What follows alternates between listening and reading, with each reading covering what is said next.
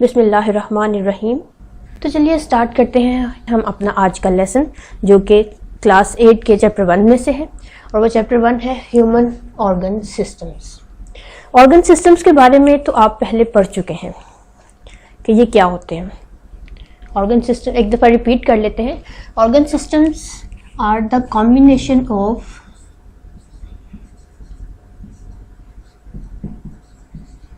different organs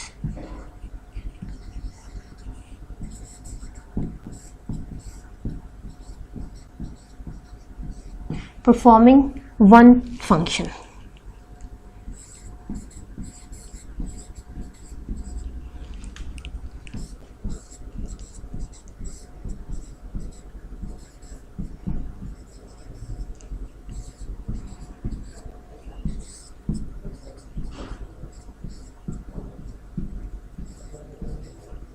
यहाँ पे ये बात ख्याल में रहे कि सेलुलर हायरार्की में जब हम सेल से मूव करते हुए ऑर्गन सिस्टम्स तक आते हैं, तो सेल्स जो कि कंबाइन करके टिश्यूज बनाते हैं वो एक ही तरह के होते हैं,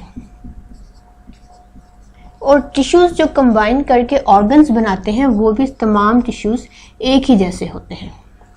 सेल्स एक जैसे सिमिलर सेल्स कंबाइन करेंगे तो टिश्यूज बनाएंगे, इसी तरह सिमिलर टिश्यूज कंबाइन करेंगे तो ऑर्गन्स बनाएंगे। लेकिन ऑर्गन से ऑर्गन सिस्टम की तरफ जाने के लिए ऑर्गन सिमिलर नहीं होंगे, बल्कि ये डिफरेंट ऑर्गन्स होंगे। लेकिन क्या चीज सिमिलर होगी? इनका फंक्शन सिमिलर होगा। जितने भी ऑर्गन्स किसी भी ऑर्गन सिस्टम में इन्वॉल्व है, उन तमाम का फंक्शन सेम होगा, लेकिन ऑर्गन सिमिलर नहीं होंगे। जबकि इसके बेसिक लेवल पे सेल और टिश्यू लेवल पे सेल्स भी सिमिलर होंगे और फंक्शन भी सिमिलर होगा। इसी तरह इन सेल से बनने वाले टिश्यूज भी सिमिलर होंगे और इनका फंक्शन भी सिमिलर होगा। क्लास ग्रेड 6 में हम ये बात भी पढ़ चुके हैं कि हमारी बॉडी में एक से ज्यादा ऑर्गन सिस्टम्स प्रेजेंट होते हैं। हर ऑर्गन सिस्टम कोई ना कोई स्पेसिफिक फंक्शन परफॉर्म करता है और हम एक मुकम्मल इंडिविजुअल को असिस्ट करता है। एक दफ़ा इनका एक ओवरव्यू ले लेते हैं कि ये ऑर्गन सिस्टम्स टोटल कितने हैं और क्या क्या काम करते हैं। सबसे पहले है रेस्पिरेटरी सिस्टम। रेस्पिरेटरी सिस्टम के बारे में आप पढ़ चुके हैं लोअर ग्रेड्स में कि ये ब्रीदिंग सिस्टम है एक तरह का, जिसका मेन ऑर्गन लंग्स है। रेस्पिरेटरी सिस्टम के बाद है डाइजेस्टिव सिस्टम। डाइजेस्टिव सिस्टम के बारे में भी आप पढ़ चुके हैं कि ये डाइजेस्टिव सिस्टम हमारी बॉडी को न्यूट्रिएंट्स प्रोवाइड करता है। ये न्यूट्रिएंट्स बाद में एनर्जी प्रोड्यूस करने के काम आते हैं। तो डाइजेस्टिव सिस्टम का मेजर ऑर्गन्स है stomach, small intestine, large intestine. इसके बाद इंटेगुमेंट्री सिस्टम है। इंटेगुमेंट्री सिस्टम स्किन सिस्टम है, एक डिफेंसिव बैरियर है पूरी बॉडी का एक्सटर्नल एनवायरनमेंट से। हमारी एक्सटर्नल एनवायरनमेंट सबसे पहले स्किन से एक्सपोज होती है, लिहाजा ये स्किन ना सिर्फ हमारे इंटरनल ऑर्गन्स को प्रोटेक्ट करती है, बल्कि बॉडी से इंटरनल वेस्ट भी रिलीज करने में हेल्प आउट करती है। इसके बाद एक बहुत अहम सिस्टम है muscular system. Muscular system body के तमाम मसल्स पर मुश्तमिल होता है। ये तमाम मसल्स कैसे कोऑर्डिनेट करते हैं ताकि मूवमेंट प्रोड्यूस कर सके डिफरेंट टाइप्स की, ये मस्कुलर सिस्टम हमें बताता है। मस्कुलर सिस्टम के बाद है नर्वस सिस्टम। नर्वस सिस्टम के बारे में अपने आइंदा आने वाले लेक्चर्स में करेंगे, यहाँ डिस्कस नहीं करते। Next is cardiovascular system. Cardiovascular system का दूसरा नाम है सर्कुलेटरी सिस्टम। इसका पर्पस क्या है कि ये पूरी बॉडी को और बॉडी के हर हिस्से को इंटरनल हो या एक्सटर्नल ब्लड की सप्लाई करता है। ये सिर्फ ब्लड सप्लाई नहीं करता, बल्कि इसके साथ साथ यूजफुल गैसेस और न्यूट्रिएंट्स भी सप्लाई करता है। Then comes the urinary system. Urinary system हमारी बॉडी में से वेस्ट को एक्सक्रीट आउट करने का निज़ाम है। इसके मेजर ऑर्गन्स किडनीज हैं, जिसके बारे में भी हम इस क्लास में पढ़ेंगे। और उसके बाद next skeletal system. Skeletal system जैसा कि नाम से जाहिर है स्केलेटन पर मुश्तमिल है, यानी हमारी बॉडी का support system, strong support system skeletal system है। ये ना सिर्फ हमारी बॉडी को सपोर्ट करता है, शेप अप करता है, बल्कि वाइटल ऑर्गन्स की प्रोटेक्शन भी करता है। तो ये वो तमाम ऑर्गन सिस्टम्स, कुछ के बारे में हम पढ़ चुके हैं और कुछ के बारे में हम आइंदा पढ़ेंगे। ग्रेड 8 में हमारा मकसद यूरिनरी सिस्टम और नर्वस सिस्टम को स्टडी करना है, जबकि cardiovascular system digestive system, respiratory system के बारे में हम लोअर क्लासेस में पढ़ चुके हैं। तो हम देखते हैं कि हमारा आज का लेसन जो कि नर्वस सिस्टम के बारे में है क्या बताता है हमें। नर्वस सिस्टम को स्टडी करने के लिए करिकुलम ने हमें, नेशनल करिकुलम ने हमें ये तमाम SLOs बताए हैं। तो हम इन तमाम SLOs को वन बाय वन डिस्कस करेंगे। आज का हमारा टारगेट SLO है describe the structure and function of the nervous system. अब नर्वस सिस्टम जैसा कि आप जानते हैं कि सिर्फ एक ऑर्गन पर मुश्तमिल नहीं है, बल्कि एक से ज़्यादा ऑर्गन इसमें इन्वॉल्व हैं। लिहाजा हम इस SLO को आइंदा 2 से 3 कंसेक्टिव लेक्चर्स के थ्रू कवर करेंगे। आज के लेक्चर में हम सिर्फ नर्वस सिस्टम का के एक बहुत अहम पार्ट ब्रेन के स्ट्रक्चर और फंक्शन के बारे में पढ़ेंगे।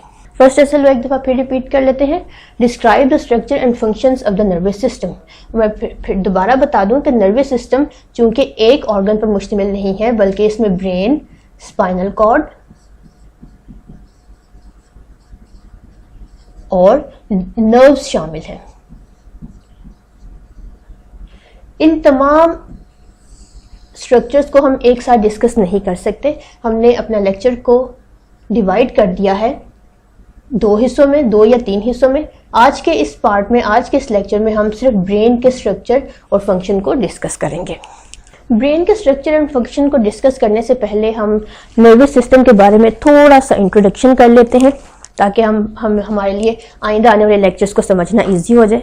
तो सबसे पहले देखते हैं कि नर्वस सिस्टम है क्या। नर्वस सिस्टम का जब भी हम नाम लेते हैं तो हमारे जहन में एक अमूमन ख्याल आता है ब्रेन के बारे में। और ब्रेन क्या काम करता है कि हमारे बॉडी के तमाम फंक्शंस को कंट्रोल करता है। ये बात बिल्कुल ठीक है, लेकिन ब्रेन का काम सिर्फ हमारे बॉडी के फंक्शंस को कंट्रोल करना ही नहीं है, बल्कि इसके साथ और भी दीगर काम भी हैं जो ब्रेन अपने एलाइड ऑर्गन्स यानी स्पाइनल कॉर्ड और नर्व्स के साथ मिलकर अंजाम देता है।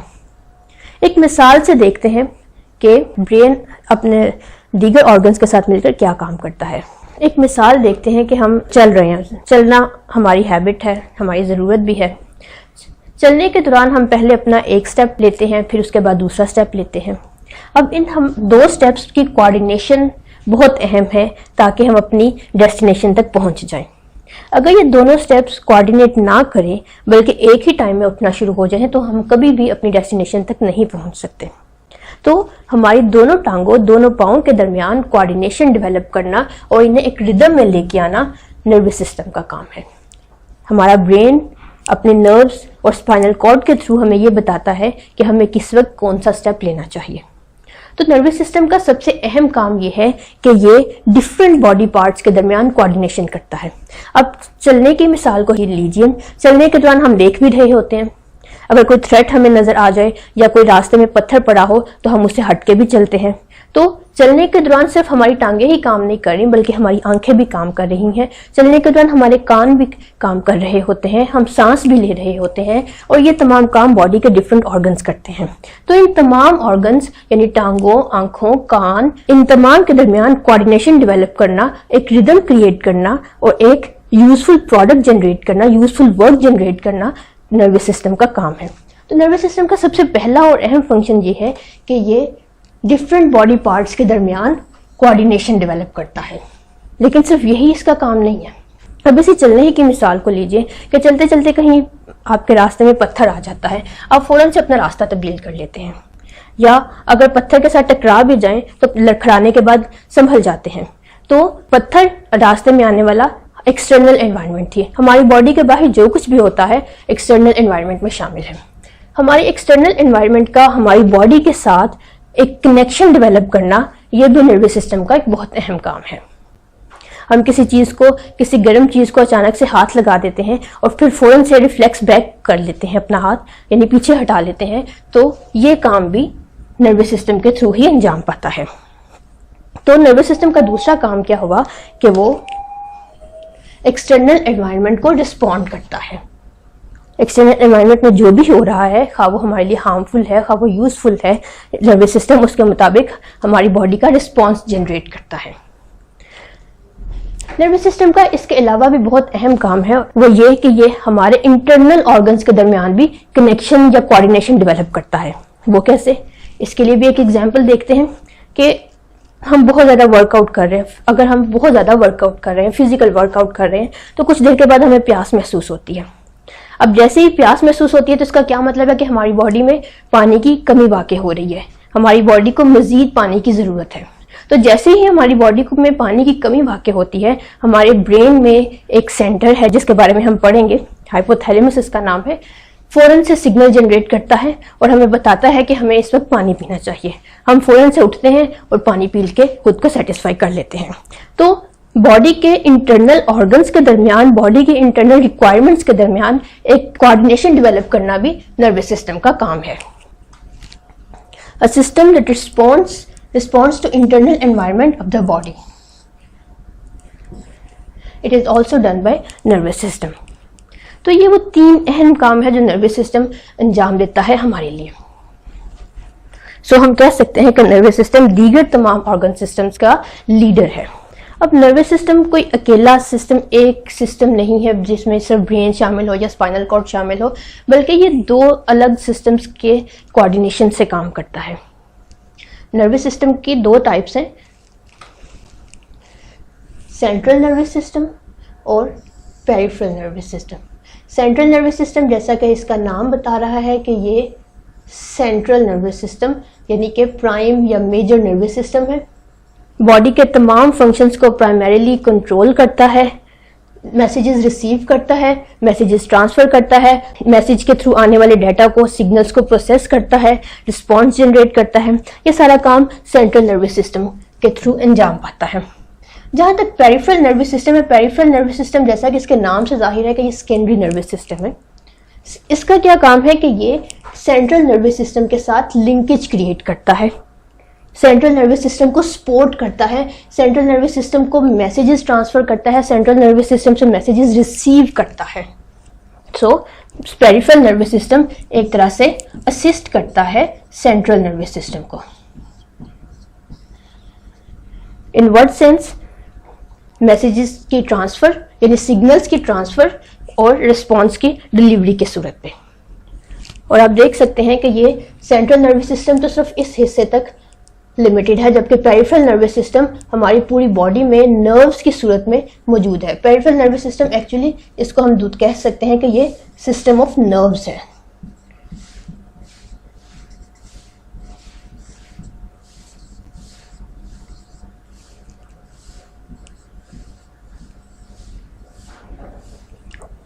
सेंट्रल नर्वस सिस्टम में 2 ऑर्गन्स प्रेजेंट होते हैं, ब्रेन और स्पाइनल कॉर्ड। ब्रेन और स्पाइनल कॉर्ड आप इस पिक्चर में देख सकते हैं कि ये हमारे स्कल में प्रेजेंट है। ये स्पाइनल कॉर्ड है, ये ब्रेन और स्पाइनल कॉर्ड हमारे स्कल में यानी हम स्कल बोन के अंदर प्रोटेक्टिव। ये ब्रेन और स्पाइनल कॉर्ड हमारे स्कल में तो प्रेजेंट होते हैं, लेकिन इनकी प्रोटेक्शन का अल्लाह पाक ने एक बहुत ही कॉम्प्लिकेटेड और परफेक्ट सिस्टम बना रखा है। जरा सपोज कीजिए कि अगर ब्रेन, जो कि बहुत ही डेलिकेट चीज़ है, आपने अक्सर देखा होगा कुर्बानी करते हुए बकरे का या गाय का ब्रेन, जो कि बहुत ही डेलिकेट होता है, बहुत नाजुक सा होता है, अगर वो सिर्फ स्कल के अंदर ही रहे तो स्कल तो एक हार्ड मैटर है। ये ब्रेन स्कल के साथ, स्कल की हार्ड बोन्स के साथ रगड़ खाकर अब्रेजन के थ्रू ख़राब भी हो सकता है, कहीं से डैमेज भी हो सकता है, लेकिन हम देखते हैं कि ऐसा नहीं होता, बल्कि हमारी बर्थ से लेकर डेथ तक ब्रेन सेफ एंड साउंड रहता है। इसकी वजह अल्लाह पाक ने इसकी हिफाजत का बहुत अच्छा इंतज़ाम किया हुआ है। सबसे पहले तो ये कि ब्रेन एंड स्पाइनल कॉर्ड के इर्द गिर्द एक लिक्विड पूल है। लिक्विड पूल मतलब कि ये दोनों स्ट्रक्चर्स, ये दोनों ऑर्गन्स एक लिक्विड जिसे सेरेब्रोस्पाइनल फ्लूइड कहते हैं के अंदर घिरे हुए हैं। Cerebrospinal fluid actually external pressure यानी बाहर के एनवायरनमेंट से स्कल पे आने वाले किसी भी तरह के प्रेशर को मैनेज करता है, उसे रिलीज करता है और स्कल और हमारी ब्रेन और स्पाइनल कॉर्ड को इस प्रेशर के अंदर आने से रोकता है। इसके अलावा ये ब्रेन और स्पाइनल कॉर्ड को रगड़ से महफूज भी रखता है। इसके साथ साथ ब्रेन और स्पाइनल कॉर्ड के इर्द गिर्द, खासतौर पर ब्रेन के इर्द गिर्द अल्लाह ताला ने मेम्ब्रेन्स का एक बहुत अच्छा सिस्टम बना रखा है। इन मेम्ब्रेन्स को मेनिंजेस कहते हैं।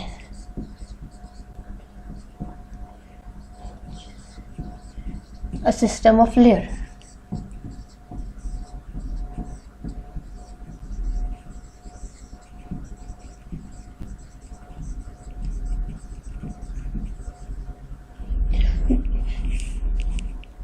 मेनिंजेस ब्रेन के बहुत क्लोजर तौर पे प्रेजेंट होती हैं और इनका भी वही काम है कि ब्रेन को आउटर इंजरी से महफूज रखना है।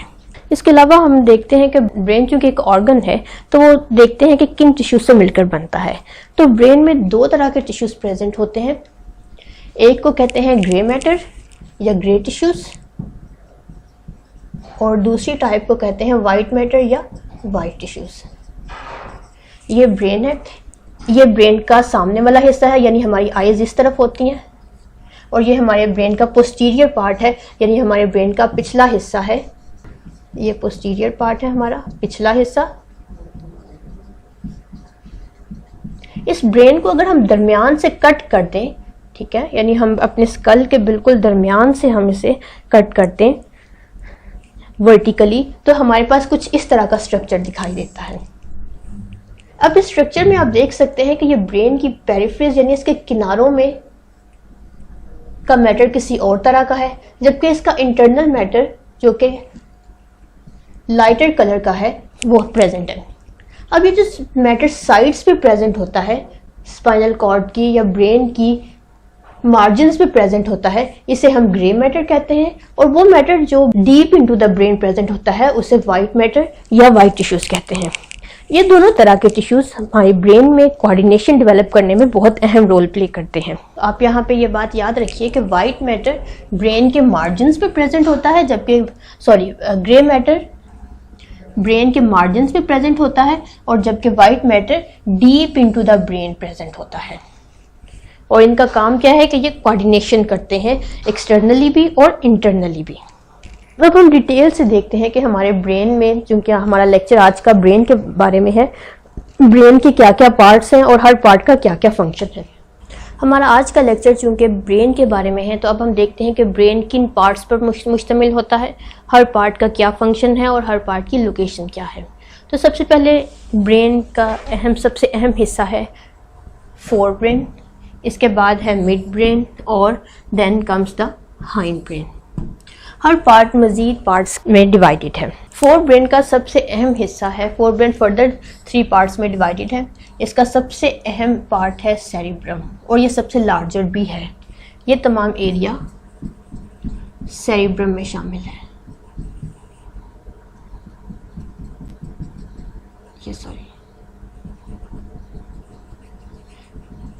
ब्रेन का वो तमाम एरिया जिसमें रिंकल्स प्रेजेंट है, जिसमें ये फोल्डिंग्स डिफरेंट तरह की प्रेजेंट है, ये सेरिब्रम का पार्ट है।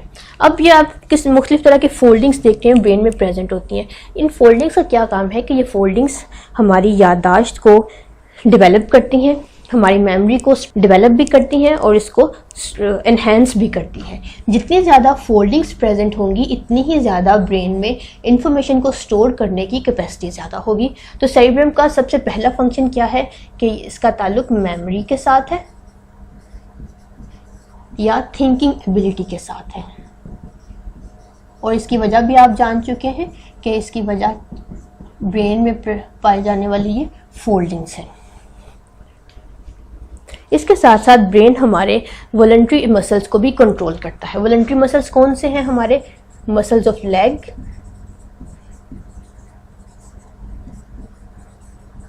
एंड आर्म्स, और कुछ फेशियल मसल्स भी शामिल है, यानी हमारे चेहरे के भी कुछ मसल्स वॉलंटरी मसल्स में शामिल है, जैसे जॉज है। तो सेरिब्रम ना सिर्फ हमारी थिंकिंग को कंट्रोल करता है बल्कि हमारे बोलने, सुनने, स्मेल करने, देखने को भी कंट्रोल करता है। तो इसका तीसरा फंक्शन क्या हुआ कि ये controls sense organs, working of sense organs.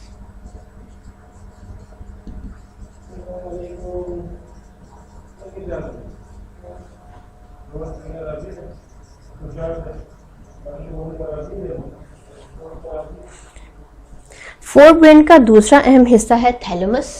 अब थैलेमस बिल्कुल फोर ब्रेन के नीचे प्रेजेंट होता है और इसका क्या काम है कि ये रिसीव होने वाली इंफॉर्मेशन को सेरेब्रल कॉर्टेक्स में ट्रांसफर करता है। थैलेमस के पास जिस भी तरह की इंफॉर्मेशन आती है ये थैलेमस है। थैलेमस के पास जिस भी तरह की इंफॉर्मेशन आती है ये इसको सेरिब्रम में ट्रांसफ़र करता है। और सेरिब्रम का भी एक अहम हिस्सा है सेरिब्रल कॉर्टेक्स, जो इसके बिल्कुल आउटर साइड में प्रेजेंट होता है। ब्रेन की जो बिल्कुल आउटर कवरिंग है सेरिब्रम की, उसे सेरिब्रल कॉर्टेक्स कहते हैं।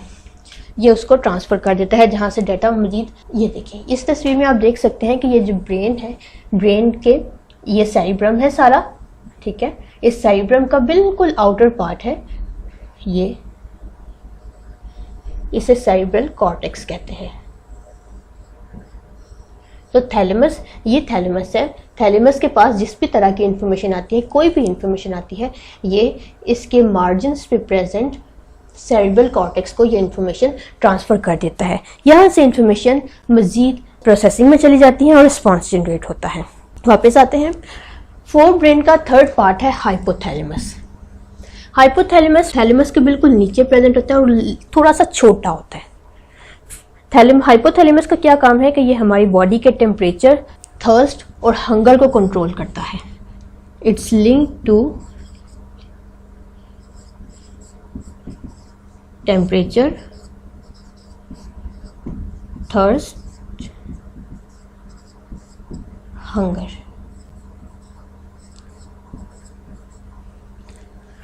अब हायर क्लासेस में देखेंगे कि थर्स्ट और हंगर डायरेक्टली लिंक्ड हैं टेम्परेचर के साथ। चूँकि ये थर्स्ट और हंगर के साथ लिंक्ड है, इसीलिए ये हमारे टेम्परेचर को भी कंट्रोल कर सकता है। ये आप नेक्स्ट क्लासेस में 9th and 10th ग्रेड में जाके पढ़ेंगे। अब हम आते हैं ब्रेन के नेक्स्ट पार्ट की तरफ, जो कि है मिड ब्रेन। मिड ब्रेन यानी वस्ती दिमाग। मिड ब्रेन थैलेमस के, हाइपोथैलेमस के बिल्कुल नीचे में मौजूद होता है और बहुत छोटा सा होता है। इनफैक्ट ब्रेन के दीगर तमाम पार्ट्स में से मिड ब्रेन सबसे छोटा है। ये क्या करता है कि ये सेंस ऑर्गन्स मतलब हमारी आईज, नोज, ईयर, स्किन, इनसे इंफॉर्मेशन रिसीव करता है और इसको दिमाग के सेरिब्रम में ट्रांसफ़र कर देता है। थैलेमस भी इंफॉर्मेशन को सेरिब्रम के सेरिब्रल कॉर्टेक्स में ट्रांसफ़र करता था और मिड ब्रेन भी इंफॉर्मेशन को रिसीव करके आगे ट्रांसफ़र कर देता है।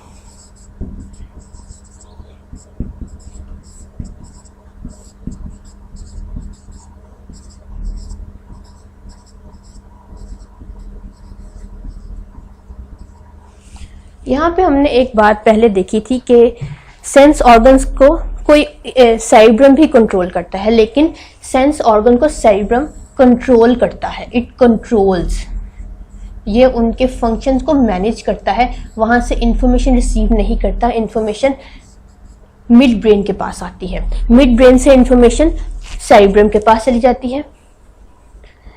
उसके बाद आता है हाइंड ब्रेन। हाइंड ब्रेन बिल्कुल दिमाग का पिछला हिस्सा है। ये मजीद 3 हिस्सों में डिवाइडेड है, पोन्स, सेरिबेलम और मेडुला ओब्लोंगेटा। सेरिबेलम क्या है? सेरिबेलम आप देख सकते हैं कि दिमाग के पिछले हिस्से में ये जो फ्लावर टाइप स्ट्रक्चर है, ये सारा ये सेरिबेलम है। इसमें भी फोल्डिंग्स है, स्केफोल्डिंग्स भी हैं और ये स्कल के बिल्कुल पिछले हिस्से, एंड वाले हिस्से में बैक साइड पे प्रेजेंट होता है। इसका क्या काम है कि ये हमारी बॉडी के बैलेंस को मेंटेन करता है और हमारी मसल्स में कोऑर्डिनेशन डेवलप करता है। ये एक लॉजिकल सी बात है कि बॉडी का बैलेंस तभी मेंटेन रह सकेगा जब हमारे मसल्स में आपस में कोऑर्डिनेशन हो।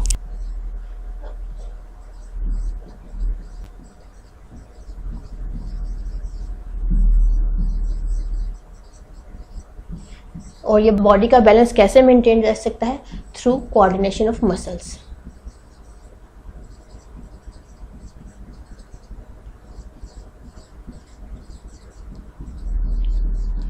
इसको एक एग्जाम्पल के थ्रू समझते हैं कि आप झूला ले रहे हैं, मैरी गो राउंड एक बहुत कॉमन स्विंग है। मैरी गो राउंड आप लेते हैं और कुछ जब आप अपनी राइड एंड करके नीचे आते हैं और झूले से उतरते हैं तो कुछ लम्हों के लिए आपका दिमाग, आपका सर चकराने लगता है, यू फील डिजीनेस, लेकिन कुछ ही वक्त के बाद आप संभल जाते हैं। अब इस सर के चकराने का और बाद में अगर सर इसी तरह मुसलसल चकराता रहे तो क्या होगा कि हम अल्टीमेटली गिर जाएंगे, हमें चोट लग जाएगी। तो लेकिन कुछ ही देर बाद हम संभल जाते हैं। तो ये किसके थ्रू होता है? हमारे दिमाग के सेरिबेलम वाले हिस्से। सेरिबेलम हमारे मैसेज जनरेट करता है, थोड़ी ही देर में हमारा बॉडी का बैलेंस मसल्स की कोऑर्डिनेशन की हेल्प से रिटेन कर देता है और हम वापस अपनी पोजीशन पे आ जाते हैं। तो सेरिबेलम का असल काम क्या है कि ये बॉडी के बैलेंस को मेंटेन करता है और मसल्स में कोऑर्डिनेशन डेवलप करता है। इसके बाद हाइंड ब्रेन का एक बहुत अहम हिस्सा है पोन्स। पोन्स जो कि मिड ब्रेन के नीचे, डायरेक्ट नीचे या मिड ब्रेन की एक्सटेंशन है, इसका काम क्या है? ये हमारी ब्रीदिंग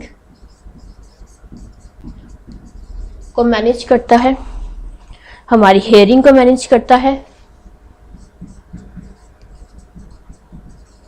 और हमारी बॉडी के अंदर इक्विलिब्रियम कंडीशन मेंटेन करता है। इक्विलिब्रियम कंडीशंस कैसे है इसके बारे में भी आप ज़्यादा डिटेल में हायर क्लासेस में पढ़ेंगे। यहाँ पे थोड़ा सा बताते चलूँ कि इक्विलिब्रियम कंडीशन फिजिकल बैलेंस के सेंस में भी ले सकते हैं और इंटरनल हमारे बॉडी में जो केमिकल्स प्रेजेंट हैं उनके दरमियान भी इक्विलिब्रियम डेवलप करना या उनके दरमियान भी एक बैलेंस डेवलप करता है। Next comes the medulla oblongata. ये ब्रेन का सबसे आखिरी हिस्सा है और स्पाइनल कॉर्ड से डायरेक्ट जुड़ा होता है। इसके बाद मेडुला ऑब्लोंगेटा के बाद नीचे से स्पाइनल कॉर्ड शुरू हो जाता है। तो मेडुला ऑब्लोंगेटा एक तो कनेक्शन डेवलप करता है ब्रेन का स्पाइनल कॉर्ड के साथ। इसके अलावा ये दीगर काम भी अंजाम देता है, जैसा कि हार्ट बीट को, यानी इनवॉलंटरी एक्शंस को ये कंट्रोल करता है।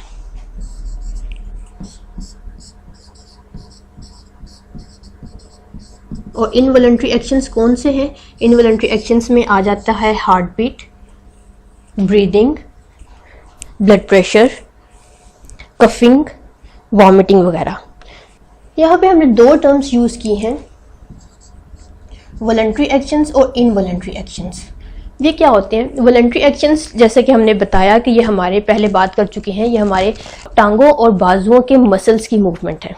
यानी टांगों और बाजुओं के मसल्स को तो हम अपनी मर्जी से मूव कर सकते हैं। तो वॉलंटरी एक्शंस ऐसे एक्शंस हैं जिनको हम अपनी मर्जी से मूव कर सके, अपनी मर्जी से चेंज कर सकते हैं, अपनी मर्जी से कंट्रोल कर सकते हैं। लेकिन इनवॉलंटरी एक्शंस जैसा कि ब्रीदिंग है, जैसा कि हार्ट बीट है, जैसा कि ब्लड प्रेशर है, ये वो एक्शंस हैं जो हमारी मर्जी से काम नहीं करते, बल्कि हम ना चाह रहे हो, हम चाह रहे हो, वो काम करते रहते हैं। हम सो रहे हैं, हमारी हार्ट बीट कर रहा है, हम सांस ले रहे हैं, हम सुन भी रहे हैं। तो ये सारी चीजें इनवॉलंटरी एक्शंस है, यानी ऐसे तमाम एक्शंस जिनको हम अपनी मर्जी से कंट्रोल ना कर सकें, इनवॉलंटरी एक्शंस कहलाते हैं। और मेडुला ऑब्लोंगेटा इन तमाम इनवॉलंटरी एक्शंस को कंट्रोल करता है। ये तो था हमारा आज का लेसन, जो कि structure and functions of brain के बारे में था।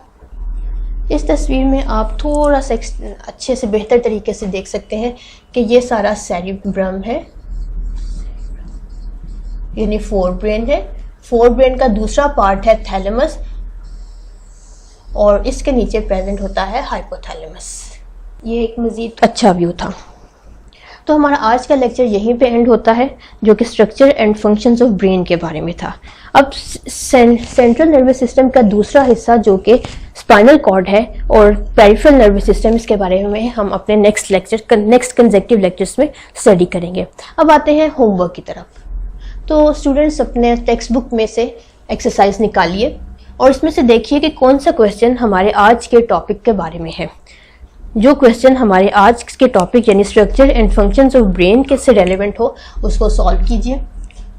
जैसा कि ये फर्स्ट क्वेश्चन है, you are asked to draw central nervous system in your notebook, you will choose following pair to draw it. Brain, पहले सवाल को समझ लेते हैं कि अगर आप सेंट्रल नर्वस सिस्टम को ड्रॉ कर रहे हैं तो आप किन दो चीज़ों को ड्रॉ करेंगे। मतलब आपने ये बताना है कि सेंट्रल नर्वस सिस्टम में कौन कौन से पार्ट्स होते हैं। क्या सेंट्रल नर्वस सिस्टम में ब्रेन और न्यूरॉन शामिल है? क्या ब्रेन और स्पाइनल कॉर्ड शामिल है? क्या न्यूरॉन और नर्व सेल्स हैं? क्या स्पाइनल कॉर्ड और न्यूरॉन है? तो जो आंसर आपको करेक्ट फील होता है आप उसका रिस्पेक्टिव सर्कल फिल कर दें। Next question is the system that carries messages to and from the brain to the rest of the body organ is, यानी वो सिस्टम जो किसी भी तरह के मैसेजेस को ब्रेन तक लेके जाता है और वापस बॉडी ऑर्गन्स तक लेके आता है, वो कौन सा सिस्टम है? क्या वो सेंट्रल नर्वस सिस्टम है, पेरिफेरल नर्वस सिस्टम है, ऑटोनोमिक नर्वस सिस्टम है या सोमैटिक है? आप सिर्फ सेंट्रल नर्वस सिस्टम के बारे में आपने पढ़ा है, बाकी दीगर सिस्टम्स के बारे में हम नेक्स्ट लेक्चर्स में पढ़ेंगे, तो आप इस सवाल को स्किप कर सकते हैं अभी के लिए। Next is the Ahmed is thinking about his recent visit to the zoo. Which part of his brain is involve in this activity. ये क्वेश्चन आपके आज के लेसन से रेलिवेंट था।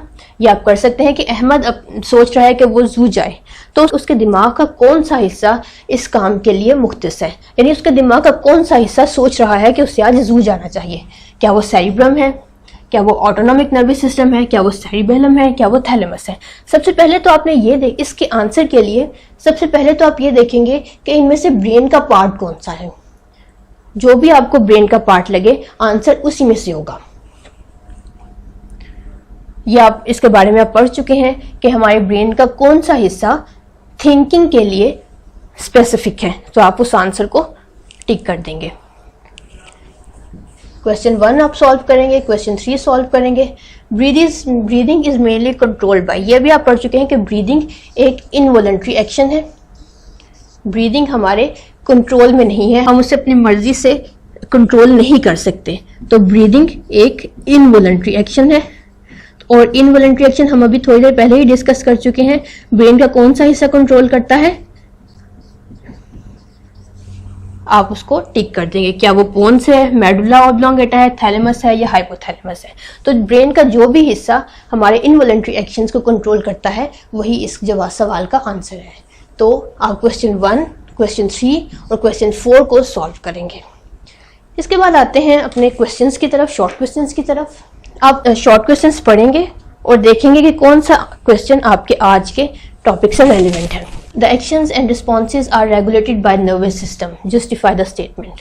आपने नर्वस सिस्टम को कंप्लीटली नहीं पढ़ा अभी, आपने उसका सिर्फ एक छोटा सा पार्ट पढ़ा है, इसलिए इस क्वेश्चन को आप अभी के लिए स्किप कर दें। Next question is brain is surrounded by membranes and fluids, what functions these layers perform. ये आप पढ़ चुके हैं कि हमारे ब्रेन में हमारा ब्रेन कुछ फ्लूइड्स जिसे हम सेरिब्रो स्पाइनल फ्लूइड कहते हैं और कुछ मेम्ब्रेन्स जिसे हमने मेनिंजेस का नाम दिया था में सराउंडेड होता है। तो आपने इन दोनों का फंक्शन बयान करना है। ये क्वेश्चन आप सॉल्व करेंगे। How is information carried with in nervous system. अब नर्वस सिस्टम चूंकि हमने नहीं पढ़ा अभी कंप्लीटली, तो आप इस क्वेश्चन को भी स्किप कर सकते हैं। क्वेश्चन 2 आप सॉल्व करेंगे, ये मेनिंजेस और सेरिब्रोस्पाइनल फ्लूइड का फंक्शन आप बयान करेंगे। अब आप समर पैक देखिए, अपना समर पैक खोलिए और इसमें से देखिए कि SLO1 के अंडर कौन सा क्वेश्चन आपके आज के टॉपिक से रेलिवेंट है। वो ये है कि draw the structure of brain showing it's different part. Brain और उसका स्ट्रक्चर आप कंप्लीटली पढ़ चुके हैं। आपने क्या करना है कि नीचे जो खाली जगह दी गई है अपने समर पैक में, उस पर अपने ब्रेन को ड्रॉ करना है। उसके डिफरेंट पार्ट्स जो कि fore brain, mid brain, hind brain थे, उनको लेबल करना है। Draw brain, label its parts. Parts कौन कौन से हैं? मेजर पार्ट्स हम यहाँ पे रिपीट कर लेते हैं। फोर ब्रेन, अब फोर ब्रेन के भी फर्दर 3 पार्ट्स थे। कौन कौन से थे? सेरिब्रम थे, हाइपोथैलेमस था, थैलेमस था, मिड ब्रेन था।